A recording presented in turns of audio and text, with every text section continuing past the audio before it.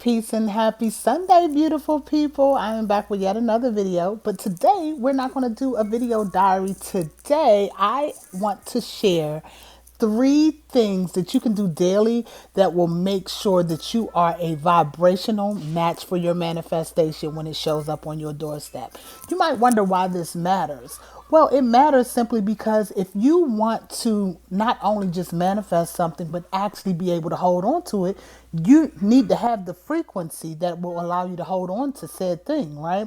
So, you ever seen someone who, let's take for example, a person who chases this woman or this man for all these years, and they chase and chase and chase and chase and chase, and then they finally get him or her, and then they fumble.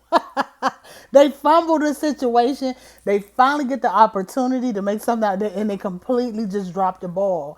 Part of that has to do with you know, a more lighthearted version, but it is classic not being able to hold the frequency of what it is that you called in. And so you weren't ready. People don't like to hear that. Or the person who always attracts money in, but they can't keep it, they can't hold on to it. Because they're not a vibrational match for that. So as soon as they get it, as soon as it hits their hands, it's like sliding through like egg yolk, right?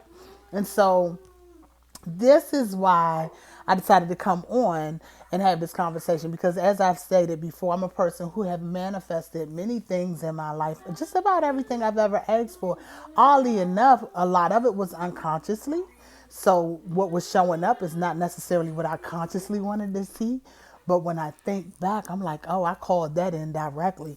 That is what allowed me to pivot and start to call in and understand the formula for calling in things that I wanted to see in my life. Y'all know I'm an autism mommy, so you're going to hear my son in the background. The louder I talk or the more I talk, the more he decides he wants to talk. Typically, he doesn't talk, but he wants to join in. So, if it's not your thing, feel free to move on. Anyway, let me continue.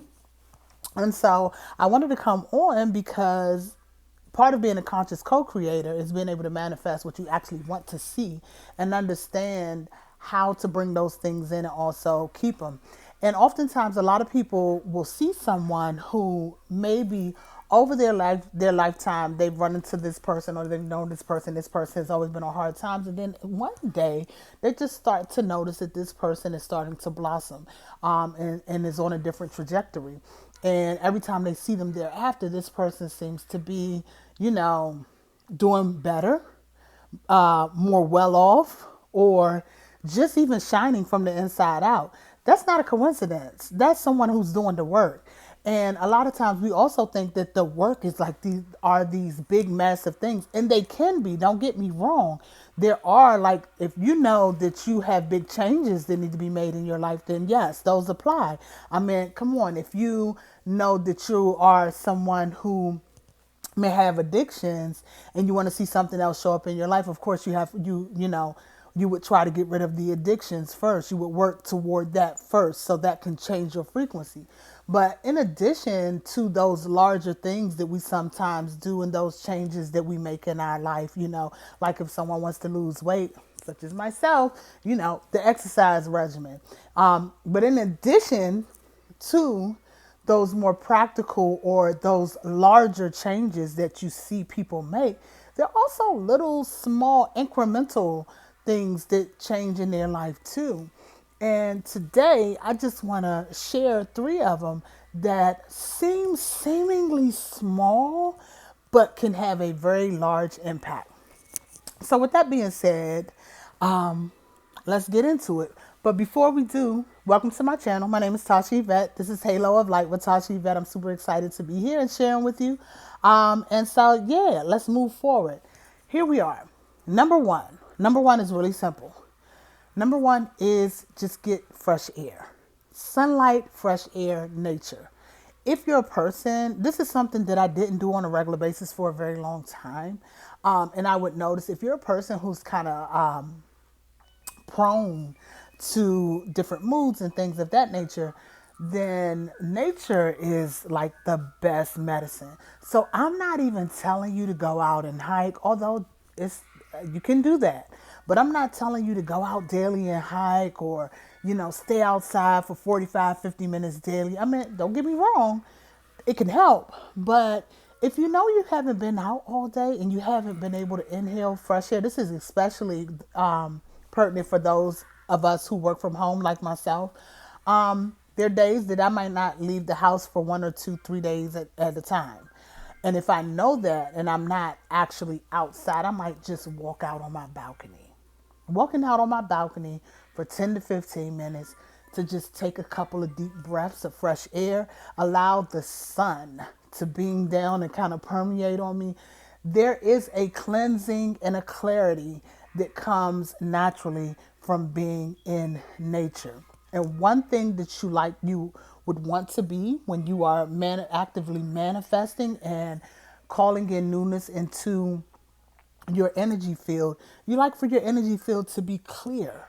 You want to be able to hear, catch those intuitive nudges, and also you want to make sure that you're not putting out just any debris or like remnants of debris that might be left in your auric field. And something about nature has the ability to cleanse that. That's not the only thing, but I think it's something that you can do daily just for a few minutes that definitely helps it. Of course, there are other ways to cleanse your energy field, but that fresh air and taking those few deep breaths of that fresh air and allowing that sun just to kind of come down on you and feed off of that life force, it definitely makes a difference. Number two, make time to hear your internal self. Quiet time. Now, I get that this is hard for a lot of people. I'm one of those people. So it's sometimes very difficult for me to carve out time to actually meditate. As you all know, I'm a single mom. My son has ASD, and it's just him and I. And so oftentimes, like, he's up before me, waking me up. So there goes the quiet time in the morning. And and by the time he falls asleep at night, if I might decide to meditate and I might fall asleep myself. I am beat. You know what I mean? So if I know that I have not carved out or was unable to achieve that space in the day to meditate, because of course meditation is going to be the best method of this. If I know I haven't, I'm unable to carve that out at this time, I at least make space to have quiet and breathe and just listen. You might ask how? Well, because my day is going, I might, when I get in the shower, there was a time I would listen to either a YouTube video or I would listen to music or something. But now I may just get in the shower and not listen to anything. It allows me to filter through my thoughts so I can get to the messages that want to come in. Also, sometimes in the car, you can ride in the car and instead of turning on the radio or turning on something to listen to, I just allow myself to fall into that receptive space where I can hear the guidance, where I can determine what is being filtered through me at that time. A lot of times it allows you, what people don't understand about quiet, and some people are so scared of it. I hear all the excuses. Oh, well, it'd be so much going on in my mind. That is the point. The point is you can filter through the clutter and the junk so you can get to the part that has the messages for you. We are bombarded daily with so many things that you're absolutely going to have, like your mind will be we're overstimulated most of the time. So having those pockets of quiet, this is best done if you can have a meditation practice and you have time, but I don't want to discourage anyone who may not be there yet and don't have that meditation practice in place. That's the ultimate goal. But if you're not there yet, just allow time for 5-10 minutes to carve out everything, shut out the noise, and hear yourself. This also goes for sleeping. You don't want to sleep with anything on. You know what I mean? You do not want to sleep with anything on. You need to be able, because what you're doing ultimately is lightening sometimes the chatter and all of the mental clutter can actually weigh you down and in a space where you're unable to decipher and discern when the messages come through, which can absolutely make you miss your manifestation, because sometimes you got to shake and move when it's time to shake and move. And if you miss the message, then you just missed your opportunity, period. Okay. The third and final thing that I'm just going to say, because these are just, there are numerous things that we can do, but these are like three that you can just start immediately doing that will automatically raise your vibration and put you in that space. And the third and final thing is probably the most difficult, although it sounds the easiest, and that is gratitude. The reason I say it's probably the most difficult, because you can't fake gratitude. You can say you're grateful, but if that energy coming off of you, if you don't have that gratitude laying in your heart, it's gonna put out the energy, and it's gonna show that you're not grateful for what you already have, or grateful for what you know is gonna show up in your life. The thing with manifestation, you have to know that it's here. You know what I mean? You have to, even if it's not in front of your face, you have to know it's here. And so that gratitude is key, but you can't fake that gratitude. So if you know that you're a person who has a problem with gratitude and maybe being grateful for things, you may want to actually implement some gratitude exercises. Holla if you want me to do a video on that, because there are many that you can do, but the easiest one is just sit down with a pen and pad and write out everything that you're grateful for.